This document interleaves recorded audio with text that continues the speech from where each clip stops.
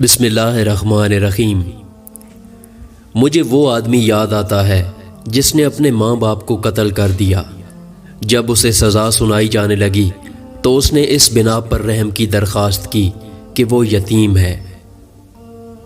اگر مزدور نہ ہوتے تو سرمایہ دار کبھی جنم نہیں لے سکتا۔ یہ صرف انہی کی محنت کا نتیجہ ہے۔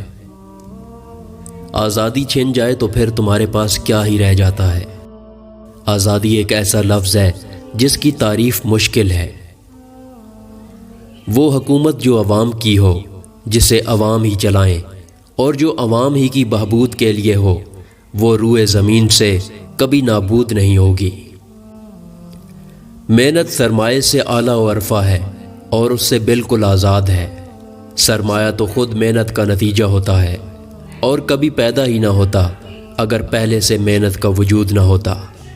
محنت سرمایہ سے برتر ہے، اس لیے وہ اس بات کی حقدار ہے کہ اس کا زیادہ لحاظ کیا جائے۔ تم اپنے آپ کو آلودہ کیے بغیر کسی شخص کو گندی نالی میں دبا کر نہیں رکھ سکتے۔ اکثر لوگ اتنے ہی خوش ہوتے ہیں جس حد تک ان کا خوش رہنے کا ارادہ ہوتا ہے۔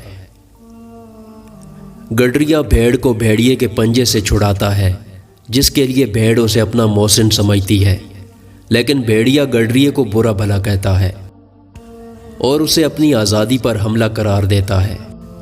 ہم روزمرہ کی زندگی میں دیکھتے ہیں کہ جب ہزاروں افراد کو غلامی سے آزاد کرایا جائے تو کچھ لوگ اسے آزادی کا نام دیتے ہیں اور کچھ لوگ آزادی سلب کرنے کا الزام لگاتے ہیں۔ میں کتابیں پڑھنے کے شوق کے تحت 50 میل کا فاصلہ طے کر کے اپنے دوستوں سے کتابیں مانگ کر لایا کرتا ہوں۔ جب تک ممکن ہو کتابوں کا بغور مطالعہ کرو۔ ہر وقت کام میں منہمک رہو کہ کامیابی کا سارا راز اسی میں پوشیدہ ہے۔ مجھے یہ خبر نہیں کہ میرا دادا کون تھا۔ مجھے اگر تشویش ہے تو صرف یہ کہ اس کے پوتے کو کیا ہونا چاہیے۔